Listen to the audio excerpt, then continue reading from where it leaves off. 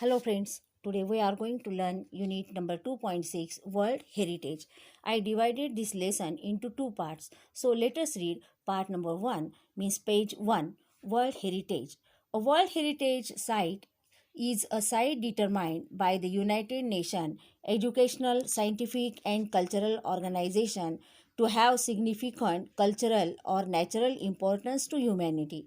As such, the sites are protected and maintained by the International World Heritage Program, which is administered by the UNESCO World Heritage Committee. Because World Heritage sites are places that are significant culturally and naturally, they vary in type and include forests, lakes, monuments, buildings, and cities. विद्यार्थी मित्रांनो, world heritage म्हणजे जागतिक वारसा.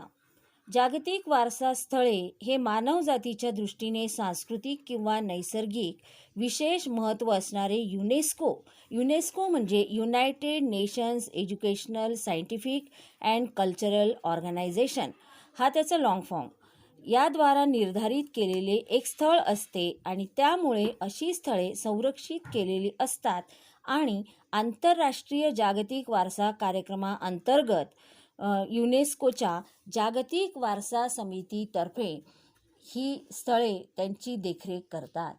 या स्थळांची देखरेख ही याद्वारा केली जाते. World heritage sites can also be combination of both cultural and natural areas. For example, Mount Hongshan in China is a site with significance to human culture because it played a role in historical Chinese art and literature. The mountain is also significant because of its physical landscape characteristics. सांस्कृतिक आणि नैसर्गिक दृष्टिकोनातून लक्षणीय असणाऱ्या ठिकाणांचा जागतिक वारसा स्थळांमध्ये समावेश होत असल्याकारणाने त्यांच्या प्रकारात विविधता आढळून येते. म्हणून यात अरण्य, सरोवरे, स्मारके, इमारती आणि शहरांचाही समावेश होतो. जागतिक वारसा स्थळांमध्ये सांस्कृतिक व नैसर्गिक अशा दोन्हीही गोष्टींचा समावेश झालेला असतो. आणि उदाहरणार्थ चीनमधील माउंट हँगशन हे ठिकाण सांस्कृतिकदृष्ट्या महत्त्वाचे आहे, कारण ऐतिहासिक काळात चीनी कला आणि साहित्यांमध्ये त्याची उल्लेखनीय भूमिका होती आणि भौगोलिक स्थळ सौंदर्याच्या दृष्टीने देखील हा पर्वत अतिशय वैशिष्ट्यपूर्ण असा समजला जातो. History of world heritage sites म्हणजे जागतिक वारसा स्थळांचा इतिहास. Although the idea of protecting cultural and natural heritage sites around the world began in the early 20th century, monuments for its actual creation was not until the 1950s. In 1954, Egypt started plans to build the Aswan High Dam to collect and control water from the Nile River. The initial plan for the dam's construction would have flooded the valley containing the Abu Simbel temples and scores of ancient Egyptian artifacts.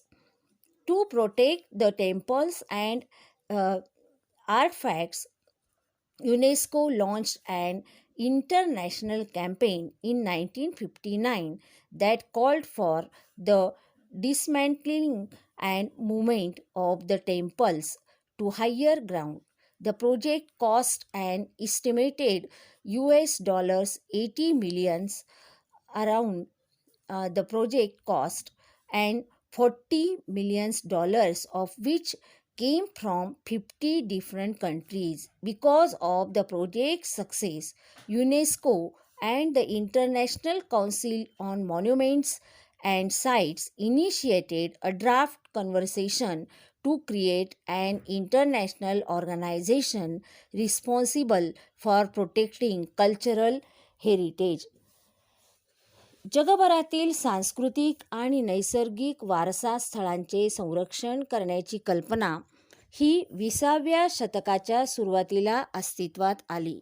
मात्र 1950 सालापर्यंत ती प्रत्यक्षात यायला चालना मिळालेली नव्हती. 1954मध्ये इजिप्तने Nile नदीचे पाणी नियंत्रित करण्यासाठी आणि अडवण्यासाठी ॲस्वान हाय धरण बांधण्याची योजना आखली. धरण बांधण्याच्या मूळ योजनेमुळे अबू सिम्बल मंदिरे आणि असंख्य प्राचीन इजिप्शियन कलाकृती या पाण्याखाली जाणार होत्या. ही मंदिरे आणि कलाकृती संरक्षित करण्यासाठी युनेस्कोने 1959मध्ये एक आंतरराष्ट्रीय मोहीम राबवली, ज्याद्वारे मंदिरे उतरवून एका उंच ठिकाणी स्थलांतरित करण्यात आली आणि या प्रकल्पाचा जो खर्च होता तो अंदाजाने $80 मिलियन अमेरिकन डॉलर्स इतका झाला, ज्यातले $40 मिलियन हे 50 वेगवेगळ्या देशांकडून जमा करण्यात आले होते. या प्रकल्पाच्या यशानंतर म्हणजे अतिशय यशस्वीरित्या हा प्रकल्प त्यांनी पूर्ण केलेला होता आणि ते मंदिरे आणि त्या कलाकृती ह्या सुरक्षित राहिलेल्या होत्या.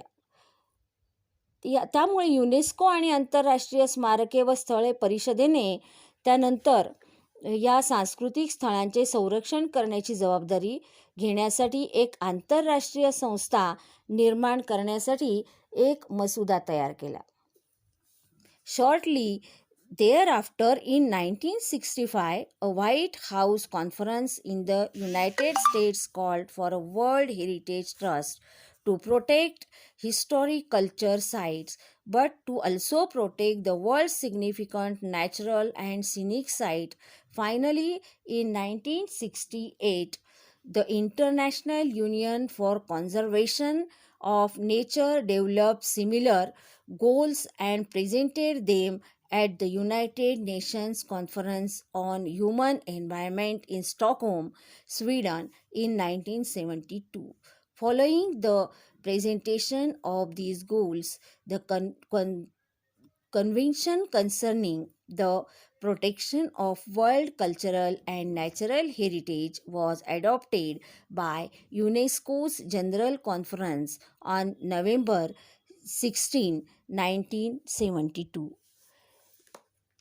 त्यानंतर लवकरच म्हणजे 1965मध्ये अमेरिकेत एका व्हाईट हाऊस परिषदेमध्ये जागतिक वारसा विश्वस्त संस्था म्हणजे वर्ल्ड हेरिटेज ट्रस्ट ही स्थापन करण्याची मागणी करण्यात आली, ज्या अंतर्गत ऐतिहासिक स्थळांबरोबरच जगातील महत्त्वाच्या व निसर्गरम्य स्थळांचेही संरक्षण करण्यात येईल.